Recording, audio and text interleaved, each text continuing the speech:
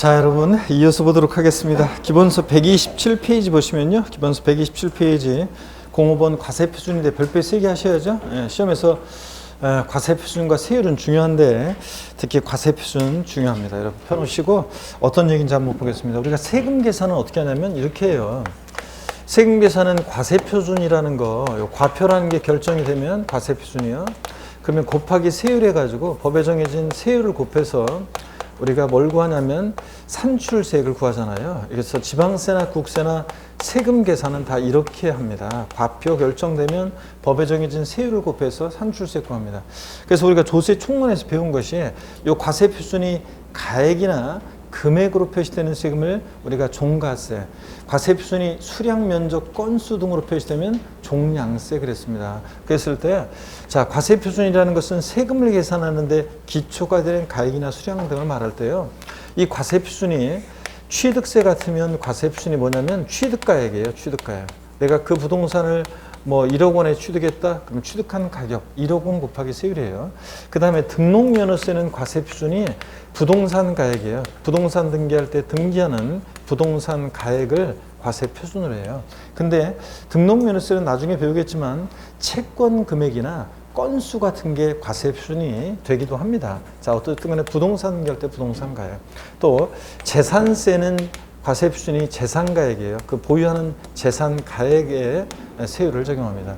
그럴 때 취득세와 등록면허세는 이 과세표준을 누가 결정하느냐 그러면 신고납부하는 세금이니까 누가 결정하여? 납세무자가 이 과세표준을 결정합니다. 납세무자가요. 자, 근데 재산세, 재산가액은 재산세는 보통징수하는 세금이니까 지자체 장이, 즉 과세 주체가 즉 세무공무원이 이 과세표준을 결정합니다. 자, 그랬을 때 취득세, 등록면허세는 하여튼 납세무자가 이 과표를 결정하는데 그럴 때 특히 취득세는 취득가액이 과세표준이고 납세무자가 과표를 결정합니다. 자, 그럼 보세요. 취득세는 과세표준이 취득가액이고 이 과세표준을 납세무자가 결정하는데 일반적 거래의 경우 자, 과세표준이 어떻게 결정되는지 한번 보도록 하겠습니다, 여러분들. 원칙적으로는 취득 당시 납세무자가 신고하는 가액을 과세표준합니다. 나 그 부동산 1억 원에 취득했다? 신고하는 가액 과세표준이에요. 자, 근데 연부 취득의 경우 아까 우리가 취득 시기 할 때 제가 소개해 드렸는데 연부로 취득할 때는 매회 지급 때는 요 사실상 연부 금액이요. 그래서 매회 지급 때는 요 사실상의 연부금액인데 사실상 지급되는 연부금액을 과세표준금액으로 합니다. 계약상 연부금액 아니고요. 자, 그래서 하여튼 취득세 과세표준은 원칙 취득 당시 납세무자가 신고하는 가액이고요. 그 다음에 예외적으로 그런데 지방세 과세 이 시가표준액이라는 것이 과세표준이 되는 경우가 있습니다. 그러면 제가 시가표준액이 뭔지 좀 소개를 해드릴게요, 여러분들. 시가표준액이 뭐냐? 자, 우리가 흔히 공시가격이란 말이 있어요. 용어 설명 드리는데 처음 오신 분들 한번 보세요. 우리가 공시가격이란 말이 있는데 공시가격 들어보셨죠? 공시가격. 그래서 공시가격에는요. 기준시가도 있고 그 다음에 지방세과세 시가표준액, 시가표준액이라는 것도 있어요. 그래서 기준시가, 시가표준액. 그럴 때 기준시가라는 것은 뭐냐? 국세를 과세하는 데 있어서 그 물건에 대한 기준이 되는 가격을 우리가 기준시가 이렇게 얘기합니다. 기준시가. 기준시가란 말 들어보셨냐고 제가 물어보면 들어봤다는 분이 꽤 많으신데 시가표준액이란 말을 들어봤냐 그러면 시가표준액은 글쎄요 하면서 잘 안 들어봤다고 하는데 사실은 여러분들이 시가표준액이란 말을 더 자주 접했을 건데 여러분들이 아는 만큼 보인다고 관심이 없어서 이제 여러분들이 잘 못 본 것뿐이죠. 시가표준액이라는 것은 지방세를 과세할 때 그 물건에 대한 기준이 되는 가격을 우리가 시가표준액 이렇게 얘기합니다. 자, 여러분 이 기준시가와 시가표준액은 공통하기도 하지만 또 디테일하게 들어가면 달라서 구별을 할 수 있어야 돼요. 그래서 지방세 문제에서 만약에 기준시가 어쩌고 하면 그건 잘못된 거고 국세에서 만약에 시가표준액 어쩌고 하면 그건 또 표현이 잘못된 거예요. 국세에서는 기준시가, 지방세에서 뭐라고 한다? 시가표준액이라고 합니다. 자, 그럴 때요. 여러분 이제 시가표준액이라는 거 미리 말씀드리면 결론이요. 지방자치단체장은 항상 세금을 계산할 때 무엇으로 계산하냐면 이 시가표준액으로 계산합니다. 여러분 집에 대해서요. 여러분 살고 계신 곳에 시장구수구청장이 세금을 계산해서 때가 되면 1년에 한 번씩 재산세, 납세 고의서가 날라옵니다. 뭐 그러면은 여러분 집에 대해서 도대체 여러분 살고 계신 곳의 시장구청장은 무엇을 근거로 세금을 계산했느냐? 무엇을 근거로 계산한다고요? 시가 순액으로 항상 세금을 계산합니다. 자, 그럴 때 이 시가 순액이라는 것이 미리 말씀드리면 토지 같으면 토지는 개별 필지들에 대한 땅값, 개별 공시지가요. 이게 토지 시가 순액이고, 주택 같으면 단독주택이나 다가구 주택에 대한 공시가격, 개별 주택 가격이요. 개별 주택 가격. 또 아파트 같으면 공동주택 가격이 산정고시 되는데, 이게 주택의 시가 순액이고, 이게 또 국세 토지와 주택의 기준시가도 됩니다. 자, 나머지 것들에 대한 시가 순액 산정은 모르셔도 되고요. 요 정도 일단. 그러면 이 시가 순액이 어떻게 산정되는지 한번 보세요. 대한민국의 통치권이 미치는 우리나라 전국토에 수많은 필지들이 있습니다. 자, 그랬을 때 이 수많은 필지들의 땅값을 정할 때, 예를 들어서 뭐 어떤 시군구가 있어요. 그러면 지자체가 있어요. 시군구가 있으면 여기에 수많은 필지들이 있는데 땅값을 매길 때 주변 토지 지가에 영향을 줄 수 있는 대표성 있는 땅을 선정해요. 그것을 표준지라고 하고, 누가 선정하냐면 국토교통부 장관이에요. 그래서 이 표준지 땅값을 산정고시 하는데, 그게 표준지 공시지가 또는 공시지가 이렇게 얘기합니다. 들어보셨죠? 공시지가, 표준지 공시지가인데, 근데 이 표준지 공시지가를 참작해서 시장구청장이 자기 관할 구역 내 개별 필지에 대한 땅값을 산정고시예요. 그게 개별 공시지가예요. 개별 필지에 대한 땅값. 그 다음에 이게 이제 토지 시가 순액도 되고, 토지의 기준시가도 됩니다. 그 다음에 전국적으로 또 보면 또 주택들, 수많은 주택들이 있을 때 주변 주택 가격에 영향을 줄 수 있는 대표성 있는 주택을 선정해요. 이게 표준주택이고요. 국토교통부 장관이 선정합니다. 이 표준주택 가격을 또 산정고시예요. 국토교통부 장관이. 그래서 이걸 참작해서 자기 관할 구역 내 시장구청장이 개별 주택들의 가격을 산정고시하는데, 이게 개별 주택 가격이고, 단독주택이나 다가구 주택에 대한 공시가격이고, 아파트 같은 것은 공동주택 가격이 산정고시 돼요. 그러면 이게 주택의 역시 시가순액입니다. 자, 이렇게 해서 요 정도 건축물이나 나머지 취득세상 물건의 시가순액 산정은 모르셔도 되고요. 이 정도만 배경적으로 이해하시면 됩니다. 다시 오셔서요. 시가순액 그러면 하여튼 지방세를 과세할 때 물건에 대한 기준이 되는 가격인데, 지방자치단체장은 항상 세금 계산할 때 무엇으로 계산한다? 시가순액. 요거만 다 용어만 알고 가시면 되겠습니다. 자, 그러면 어떤 경우에 시가순액으로 과표 결정되느냐? 납세무자가 신고 안 해요. 자, 여러분 취득세 우리 징수 방법 배웠어요. 저도 총론에서. 취득세는 신고 납부하는 세금인데, 신고 납부를 안 한다 납세무자가. 그러면 그대로 끝나는 게 아니라 2차적으로 누가 세금 계산해요? 과세 주체가 다시 세금 계산합니다. 지자체장은 항상 무엇으로 계산한다고요? 시가순액으로 세금 다시 계산하고, 또 납세무자가 신고했는데 신고 가액의 표시가 없어요. 얼마에 취득했다고 하는지. 그럴 때도 역시 무신고하고 똑같습니다. 시가순액으로 과표 결정합니다. 또 납세무자가 신고했는데 그 신고한 가액이 지방세과세 시가순액에 미달하게 적게 신고돼요. 자, 그럼 이게 어떤 건지 한번 설명을 드려볼게요. 우리가 있잖아요. 예를 들어서 소위 시가라는 가격대가 이 정도 가격대에 있어요. 근데 이 지방세과세 시가순액, 이 공시가격은 지금 뭐 아파트 같으면 시가에 뭐 예를 들어서 69%, 뭐 68%, 69% 선에서 결정된다고 합니다. 시가에. 그러면 근데 단독주택이나 다가구주택이나 토지나 상가 같은 것은 시가 반영률이 굉장히 낮고요. 주택도 지금 정부에서 계속 이 시가 반영률을 좀 높이려고 하고 있습니다.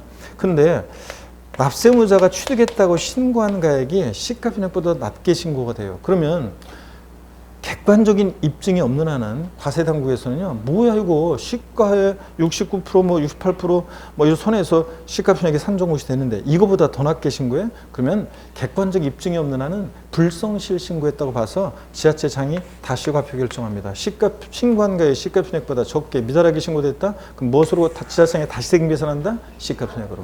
항상 지자체장은 시가순액으로 세금 계산합니다. 요까지 얘기요. 그럼 요까지 얘기를 다시 한번 사례를 통해서 한번 우리 보도록 하겠습니다.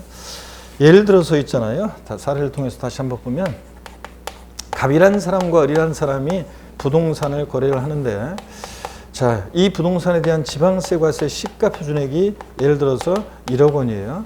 을이 취득했다고 신고한 가액이 요게 예를 들어서 1억 2천만 원입니다. 취득세 과세 표준 금액은요. 을이 취득세 신고할 때 1억으로 해야 돼요? 1억 2천으로 해야 돼요? 예? 금방 우리가 배웠네. 취득세는 원칙 뭐로 한다고요? 취득 당시 신고하는 가액으로 합니다. 그래서 신고한 가액 곱하기 세율에서 세액 계산해서 신고 납부하면 되는 겁니다. 이해되십니까, 여러분? 예. 근데 이렇게 하는 건데 이게 신고 가액이 과세 표준입니다. 근데 이번에 이렇게 하겠습니다. 을이 신고를 안 했어요. 그러면 그대로 끝나는 거 아니죠? 지자체장이 다시가표 결정합니다. 무엇으로요? 항상 지자체장은 시가표준액으로 곱하기 세율에서 세액 계산하고 불성실 신고한 것에 대한 가산세 계산해서 합합니다. 그래서 이 합한 금액을 납세 고지서를 발부해서 징수하는 겁니다. 우리 조세 총론에서 징수 방법 배웠어요. 신고 납부하는 세금들, 신고 납부 불성실하면 가산세 적용되고, 자, 과세권자가 다시 세금 계산해가지고 뭐로요? 시가표준액으로. 그래서 다시 계산한 세금에다가 가산세 합해가지고 합한 금액에 대해서 납세 고지서를 발부합니다. 그래서 취득세나 등록면허세는 징수 방법이 원칙은 신고 납부하는데 예외적으로 가산세부터는 보통 징수 방법으로도 징수될 수 있다. 배웠잖아요, 여러분들. 아이고, 아직 이제 우리가 조세 총론에서 징수 방법 같은 거 배울 때, 처음 배울 때는 이게 이제 강론에서 아직 안 배워가지고 와닿지가 않는데, 취득세부터 양도소득세까지 각 세목별로 이제 징수가 어떻게 되는지를 이제 하나하나 이제 강론에서 자세히 배운 다음에 다시 이제 다음 순환에 보면, 아, 이게 이제 이렇게, 이게 이것던 거, 이거 이렇게 되는구나. 이런 것들을 다 연결해서 알게 됩니다. 자, 어떻든 간에 이렇게 합니다. 자, 그 다음에 또 납세무자가요, 신고를 하긴 했어요. 하긴 했는데, 시가표준액에 미달하게 신고가 돼요. 그래서 객관적 입증이 없는 한은 불성실 신고했다고 봐서 지자체장이 다시가표 결정합니다. 무엇으로? 시가표준액으로. 곱하기 세율 세액 계산하고. 그 다음에 불성실 신고한 것에 대한 가산세 계산해서 합한 금액을 납세 고지서를 발부해서 징수하는 겁니다. 요까지 얘기에, 자, 취득세 과세 표준은 원칙 취득자가 취득 당시 신고하는 가액을 과세 표준합니다. 근데 납세무자가 신고하지 않거나 신고한 가액이 시가표준액보다 낮게 신고되면 무엇으로 지자체장이 다시가표 결정해? 시가표준액으로 항상. 요까지 얘기입니다. 자, 그 다음에 요까지 얘기인데 언제나 항상 근데 보세요. 시가표준액에 관계없이 사실상 취득가액을 과세 표준금액으로 하는 경우도 있어요. 시가표준액보다 높든 낮든 그 사실상 취득가액으로. 근데 이건 아무 때나 인정 안 해요. 객관적인 경우만 인정해요. 왜냐하면 시가표준액 만약에 이거 아무 때나 인정하면 다 시가표준액보다 낮게 신고할 거 아니에요. 그래서 객관적으로 입증되는 거래만 사실상 취득가액을 과세 표준으로 인정합니다. 자, 객관적 취득 나왔다. 제2에서 어떻게 배웠어요, 우리? 국수공판법 아까 배웠잖아요. 국가, 지자체, 조합으로부터 취득한다. 여러분요, 제가 국가로부터 또는 서울특별시로부터 부동산을 유상승계 취득합니다. 시가표준액 1억짜리인데 7천만 원에 취득했어요. 그러면 공무원들이 다 적어놨겠죠? 자, 객관적으로 입증이 돼야 한대요? 되니까 그 사실상 취득가액 7천만 원을 과세 표준합니다. 취득세 계산할 때. 그 다음에 수입에 의한 취득. 수입 신고필증에서 입증이 됩니다. 그래서 그 사실상 취득가액을 과세 표준하고요. 공매, 경매 방법으로 취득한 경우. 이것도 역시 법원에 다 기록 남아있잖아요. 공매, 경락가액. 자, 보세요. 또 이번에는 어떤 부동산이 시가표준액이, 시가표준액이 어떤 부동산에 시가표준액이 1억입니다. 근데 이 부동산이 공매나 경매에 넘어갔습니다.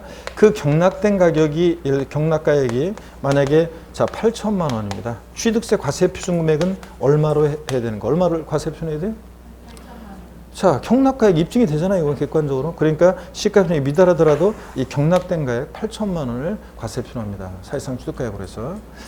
자, 이런 거고. 그 다음에 또 봅니다. 판결문에 의해서 입증되는 경우인데, 민사소송이나 행정소송에서 확정된 판결문으로 입증된다? 이거보다 객관적인 게 어디 있어요? 그러니까 사실상 취득가액을 과세 표준해요. 다만 판결문에서 아까 제외되는 게 있었죠? 화해, 인락, 포기, 자백간주한 경우는 객관적인 취득가액을 증명할 수 있는 서류가 되지 않는다고 그랬잖아요. 조정 절차 속에서 나온 거니까. 그래서 판결문에서 제외합니다. 자, 그러면 무슨 얘기냐? 시험에서 시가표준액 1억짜리인데요. 화해 조소상으로 입증되는 가격이 시가표준액에 미달하는 경우에도 화해 조소상 입증되는 가격을 취득세 과세 표준금액으로 한다. OX예요. X입니다. 화해조수상으로는 사실상 취득가액을 증명할 수 있는 소리가 되지 않잖아요. 그러니까 무엇을 과세표준에? 시가순액을 과세표준합니다.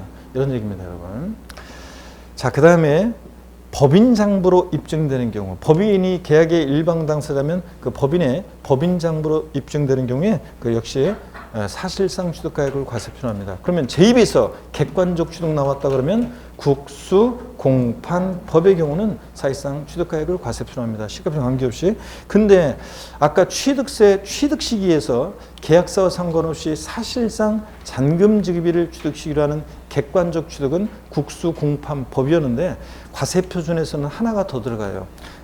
국수, 공판, 법, 부. 이게 하나 더 들어가는데 보세요. 어떤 얘기냐면 부동산 거래 신고 등에 하는 법률에 의해서 신고서 제출해서 검증받은 취득, 부 하나 더 들어가는데 이건 어떤 거냐면 이런 거예요. 우리가 여러분 보세요. 이건 어떤 거냐면 자, 어떤 지역의 땅값이 있잖아요. 여기 좀 지울게요. 어떤 지역의 땅값이 예를 들어서 이 정도 가격대에 있었어요. 근데 대형 국책 사업이 유치된다고 소문나면서 외지인들이 막 달라붙고 그러다 보니까 부동산 광풍이 불어서 이 지역에 땅값이 막 올라갔습니다. 이 정도 가격대 시가가 형성돼 있고 시가 반영해서 지방세과세 시가순액이 산정고시가 됐는데 대형 국책사업 옆 동네 뺏기면서 이 동네는 별 볼 일 없다 그래서 땅값이 다시 내려갑니다.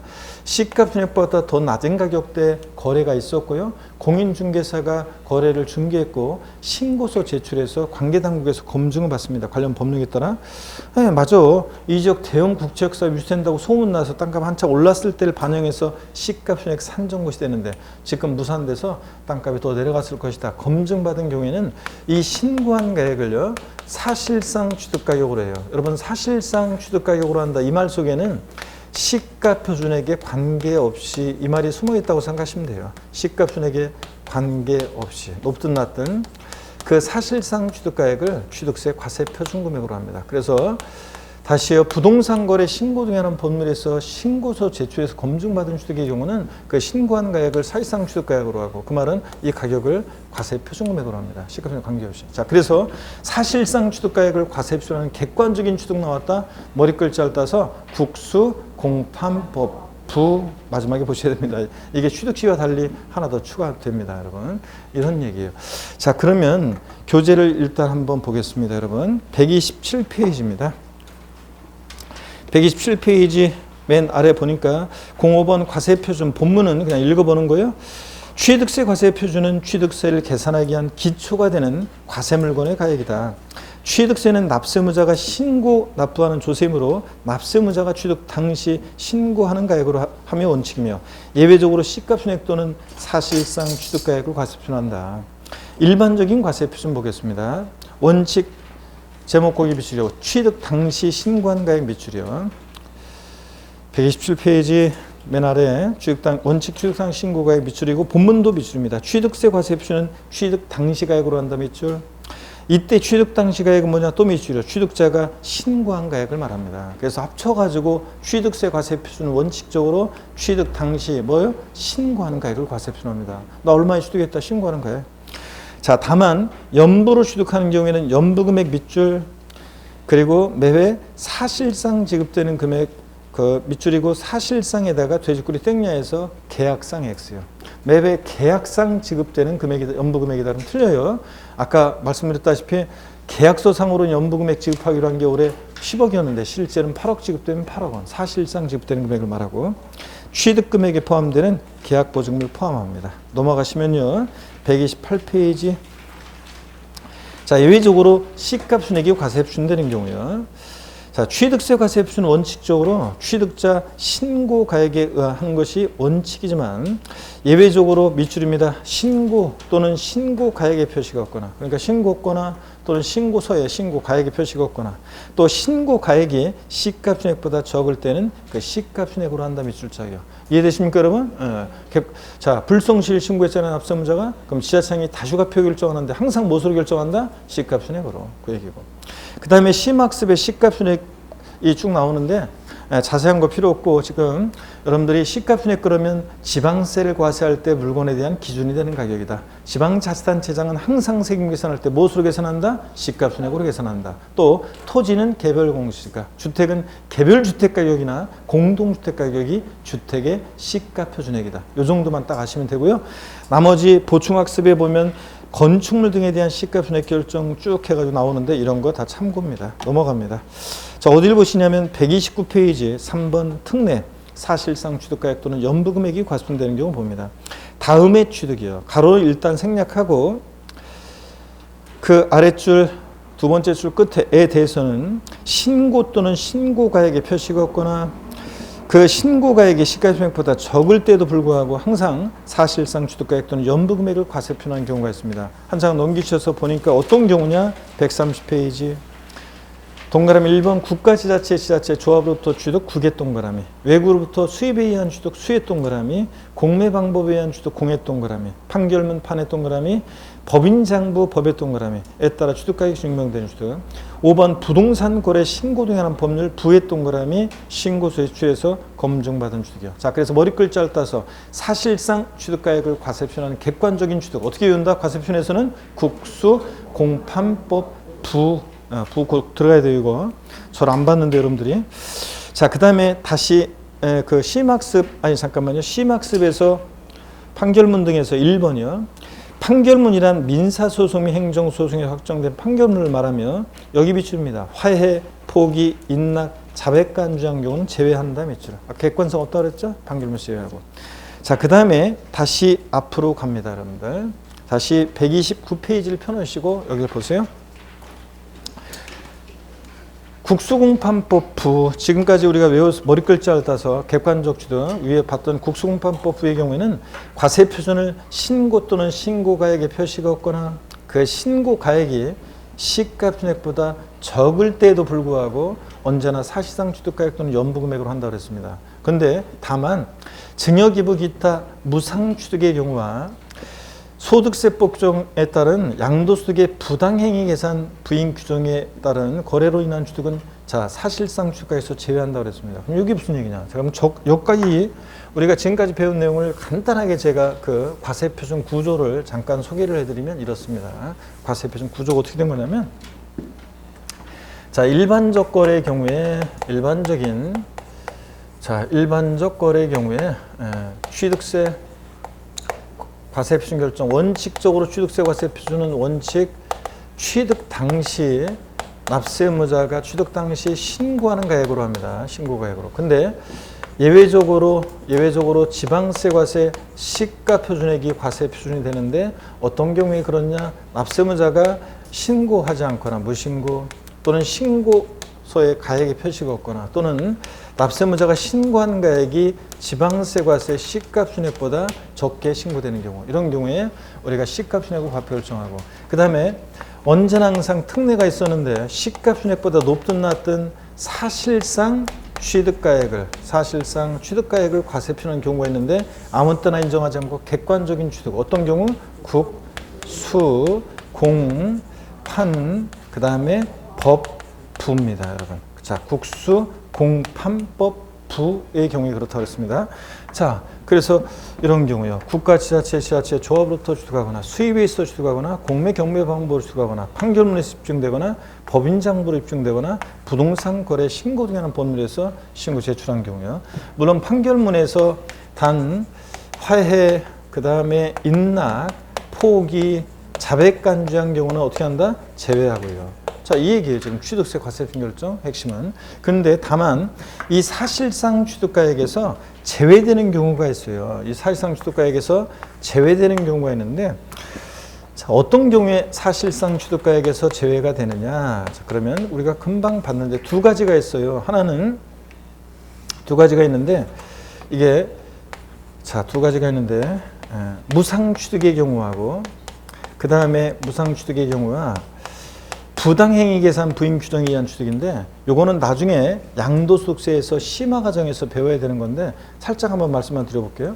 부당하게 계산되는데 그 부당행위로 계산된 그 계산을 부인하는 그런 취득인데 객관성을 인정하면 되겠어요 안 되겠어요? 안 되겠죠? 그래서 부당하게 계산됐기 때문에 사실상 추가해서 제외하고.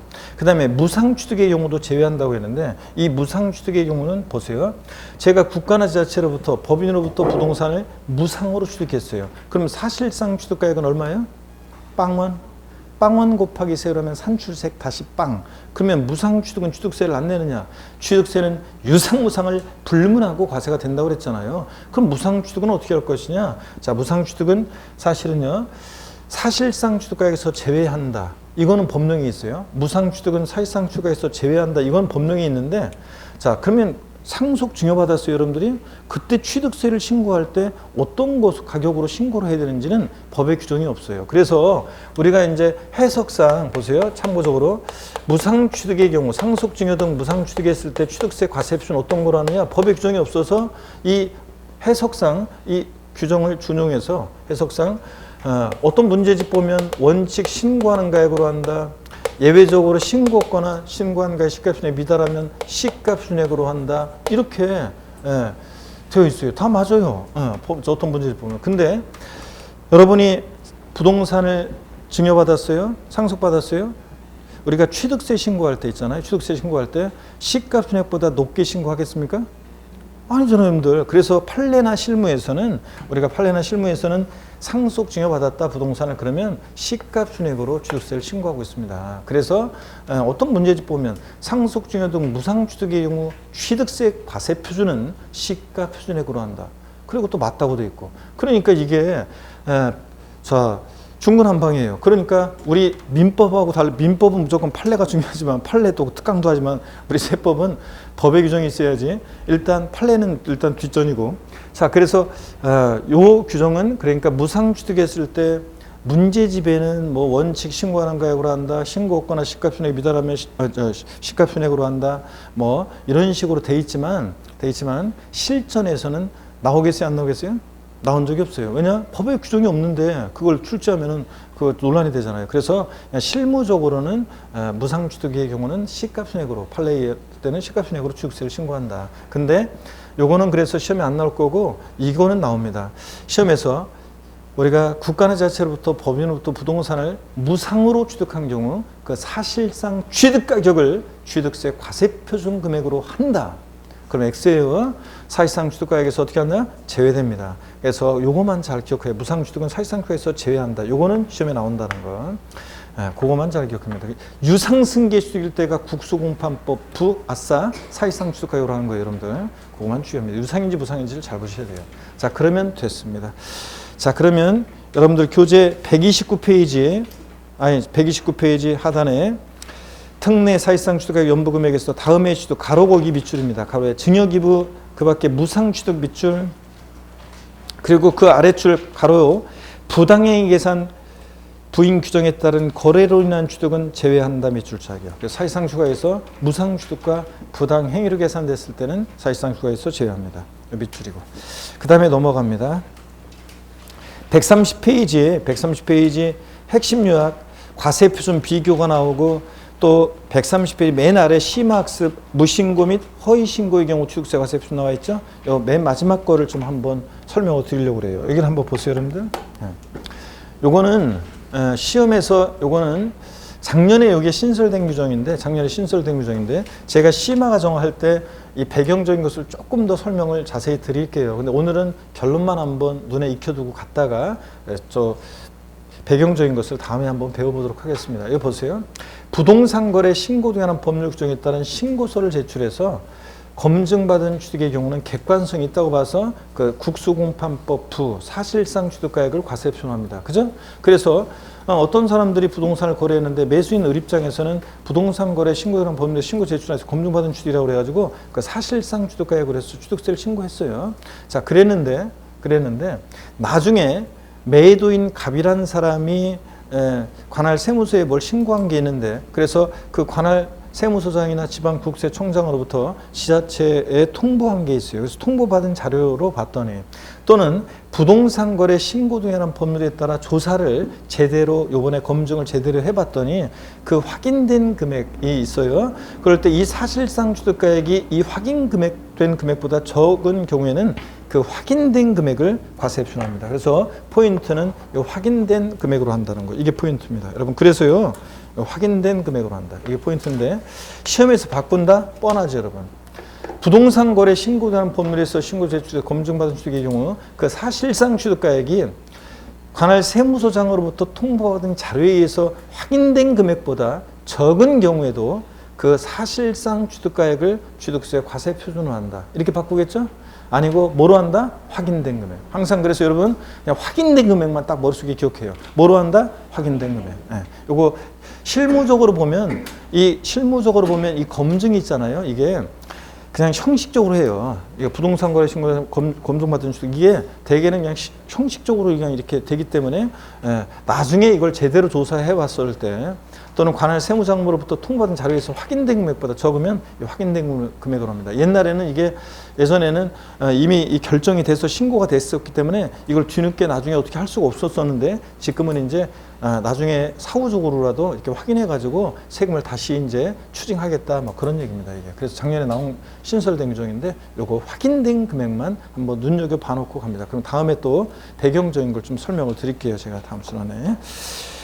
자, 그래서 130페이지 심학습 무신고 및 허위신고의 경우 취득세 과세 표준 부동산 거래 신고라는 법률에서 신고 제출에서 같은 법정에 따라 검증이 이루어진 취득의 경우 밑줄입니다. 그 사실상 취득가액 여기 밑줄 그리고 세무서장이나 지방국세청장으로부터 통보받은 자료 또는 조사 결과에 따라 자 여기 밑줄이 맨 끝에 세 번째 확인된 금액보다 적은 경우에는 그 확인된 금액을 과세 표준한다. 밑줄 짜기요. 포인트는 확인된 금액입니다. 밑줄.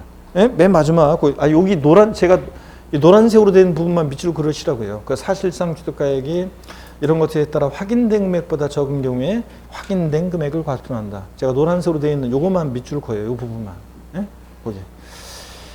자, 그래서 설명을 한번 눈에 익혀두시고 가고 그 다음에 핵심 요약 바로 위에 과세 표준 비교가 있습니다. 핵심 요약 표가 있죠. 바로 위에 130페이지 그 표를 좀 소개해 드리겠습니다. 여러분.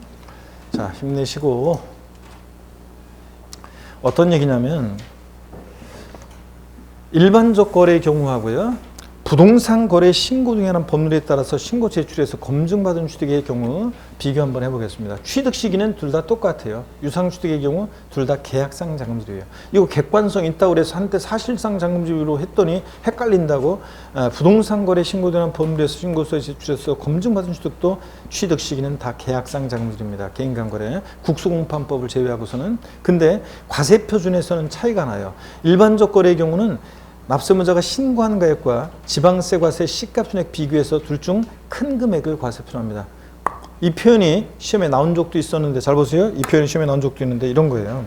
예를 들자면 오늘 날씨가 막 춥고 바람이 그저 뭐 어제 막 바람 엄청 많이 불었죠.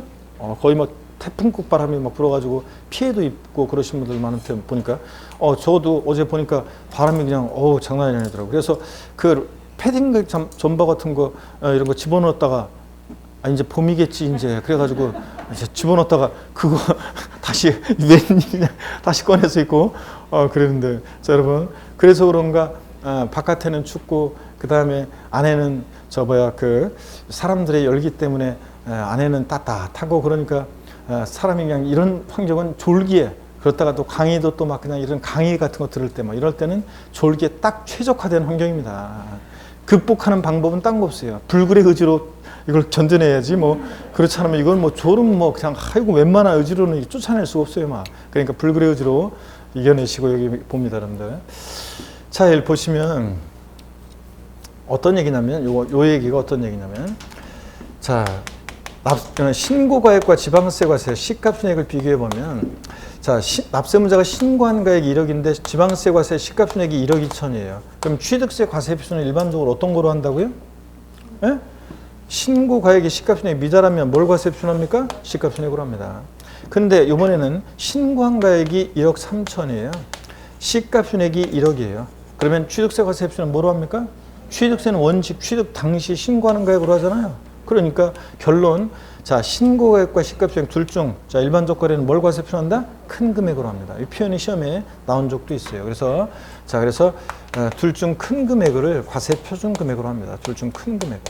자, 이게 일반적 거래는요. 이거예요.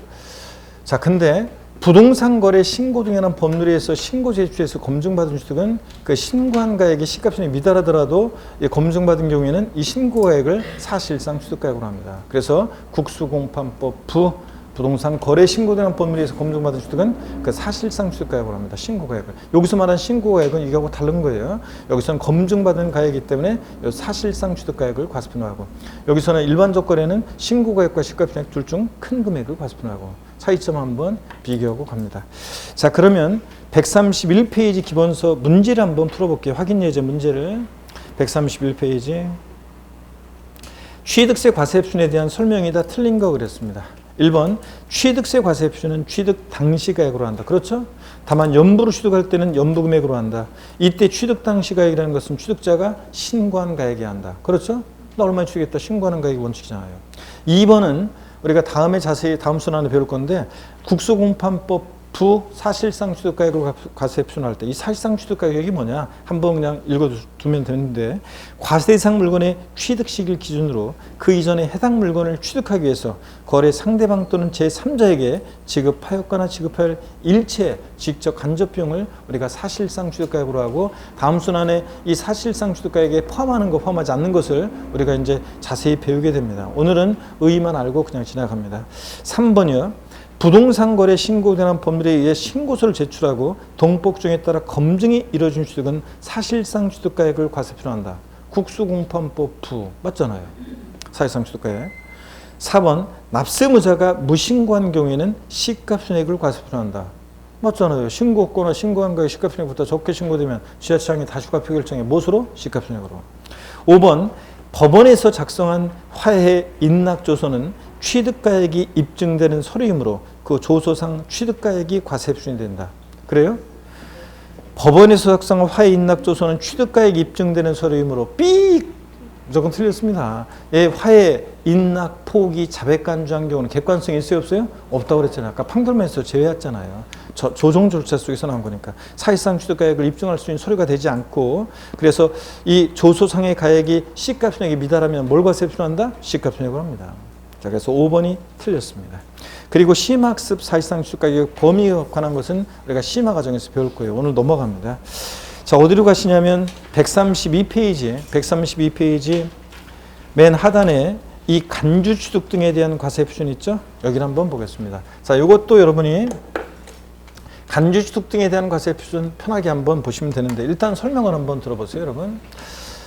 자, 우리가 이제 공부하다 보면 취득세에서는요, 이런 표현이 나와요. 건축물 건축돼 있고요, 신축과 재축 제외, 가로에 이렇게 되어 있는 것을 몇 번 보게 될 건데, 우리가 공법에서 여러분 건축의 정의를 배워요. 건축 그러면 신축, 재축, 증축, 개축, 이전 등을 말한다. 배우잖아요. 그죠? 자, 그랬을 때 그 건축에서 신축과 재축을 제외하니까, 자, 뭐가 남냐? 건축에 증축이나 개축 등이 남잖아요. 그래서 우리는요, 이렇게 써놓습니다. 이렇게 돼 있어도 우리는 이렇게 읽어요. 건축돼 있고 신축, 재축 제외되어 있으면 이렇게 써 있어도 우리는 뭐라고 읽는다? 증축. 이렇게 읽습니다. 여러분, 거기 교재 132페이지 그러니까 132페이지 맨 하단에 간주 취득 등에 대한 과세표준, 그래서 1. 건축물의 건축 개수와 차량 개장비 선박 종류 변경에서 동그라미 1번이요. 건축물 건축돼 있고 가로 안에 신축과 재축 제외한다 돼 있죠? 그럼 그 건축에다가 돼지꼬리 땡냐해서 뭐라고 써놓으라고요? 증축 등 이렇게 써놓으세요. 증축 등. 그리고 우리는 증축 이렇게 읽습니다. 이렇게 해놓으세요. 돼지꼬리 땡냐해서. 자, 그런 거 있잖아요. 뭐라고 써 있어도 뭐라고 읽는다. 예? 그런 말 있잖아요. 뭐라고 써 있어도 뭐라고 읽는다. 그런 말 있죠? 그래서 제가 수험생들한테 뭐라고 써 있어도 뭐라고 읽는다. 뭐 멋진 말 없냐 그랬더니 다 수험생들이 알려준 거예요. 사랑이라고 쓰고 아픔이라고 읽는다. 또 어떤 수험생 뭐 없냐 그랬더니 묵묵함이라고 쓰고 합격이라고 읽는다. 맞죠? 또 어떤 수강생이 남편이라고 쓰고 왼수라고 읽는다. 그래서 또 어떤 수강생 제가 싫어해요. 인천에서 어떤 수강생, 주부 수강생한테 뭐 없어요 그랬더니 멋진막 했더니 그 수강생이 남편이라고 쓰고 로또 복권이라고 읽는다. 그래서 사람들이 진짜 실제로 그러면서 야유 부르니까 그 수강생이 더럽게 안 맞았어요. 진짜. 그렇죠? 안 맞잖아요. 로또 복권처럼. 그래서 로또도 안 맞고. 자, 항상 여러분 이렇게 써 있어도 우리 뭐라고 읽는다? 증축 이렇게 읽습니다. 자, 그럼 보세요. 건축물 증축하거나 개수해서 가액이 증가했을 때, 차량, 기계, 장비, 선박, 종류 변경으로 가액이 증가했을 때 뭘 과세표현하냐고요? 증가한 가액이요. 우리가 가액의 증가를 추구했다고 간주할 때 이 간주취득은 증가한 가액을 과세표현합니다. 그죠? 그래서 거기 교재 여러분들 132페이지 맨 아래 동그라미 1번 건축물, 자, 건축, 신축 제외는 증축이라고 읽으라고 그랬습니다. 증축하거나 개수한 경우, 선박, 차량, 기계, 장비, 종류 변경하는 경우, 밑줄은 여기입니다. 그로 인해서 증가한 가액. 이게 포인트입니다. 과세표현합니다. 증가한 가액. 133페이지 동그라미 2번은 그냥 읽어보는 거예요.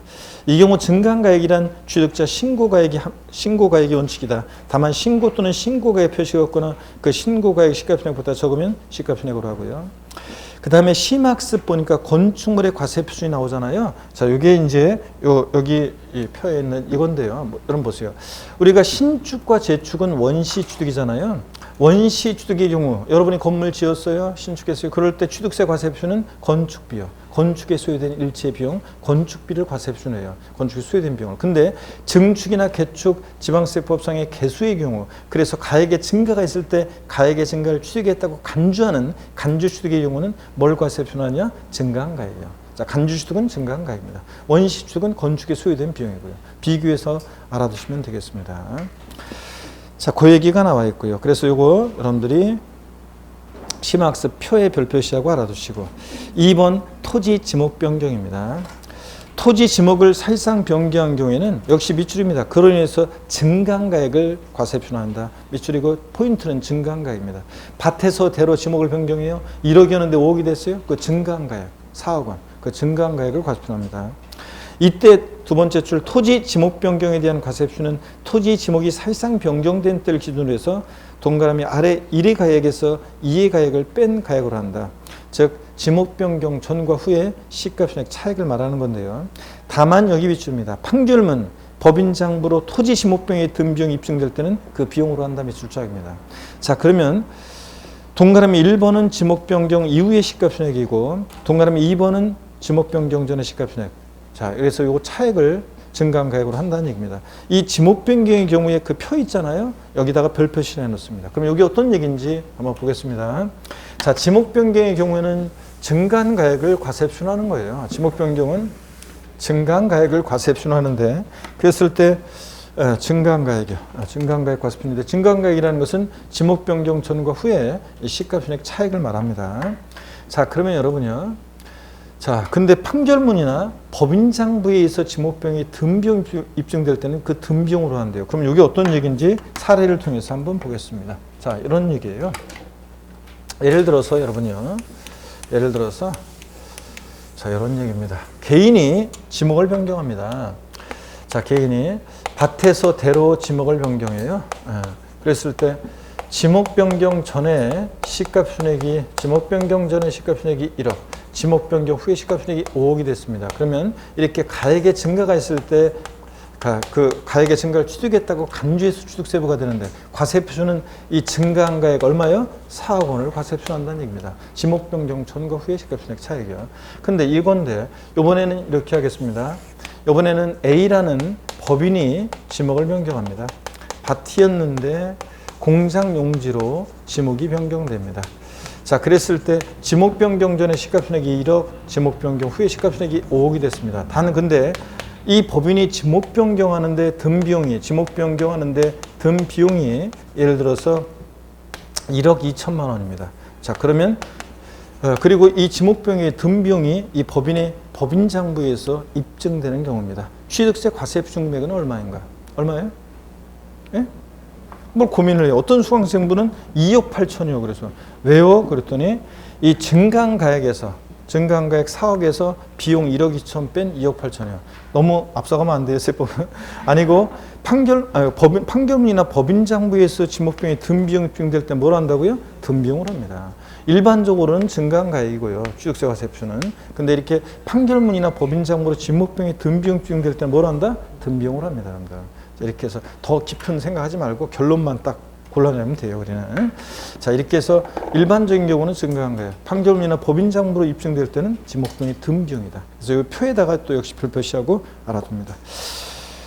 그 다음에 나머지 뭐 3번 같은 것은 뭐 시험에 또 몇 번 나왔지만 지문에 다음에 한번 쫙 이런 것들을 건축과 관련한 이런 것들은 다음에 또 한번 자세히 또 볼게요. 어디로 가시냐면 134페이지 내용도 다음에 심화과정에서 다 설명을 드릴게요. 일단은 135페이지 06 세율입니다, 여러분. 자, 우리가 취득세 세율이요, 시험에 예전에는 한두 문제씩 매년 나왔는데 이게 29회 때는 한 번 안 나온 적이 있고 한 문제도 작년 31회 시험에서는 작년 여름에 주택에 대한 취득세 세율 큰 변화가 있었는데 그런 많은 개정 내용들을 하나도 출제하지 않고 그냥 출제하기가 부담스러웠는지 아예 출제하지 않았어요. 그래서 세율에서 작년에 한 문제도 안 나왔는데 올해는 세율을 역시 잘 보셔야 됩니다. 별표 3개 해놓고 취득세 세율 어떤 건지 잘 한번 보도록 하겠습니다. 자, 취득세 세율 잘 보셔야 되는데 일단 뭐 여러분들 정비할 시간을 드리기 위해서 잠시 쉬었다가 세율부터 또 본격적으로 보도록 하겠습니다. 잠깐 쉬겠습니다.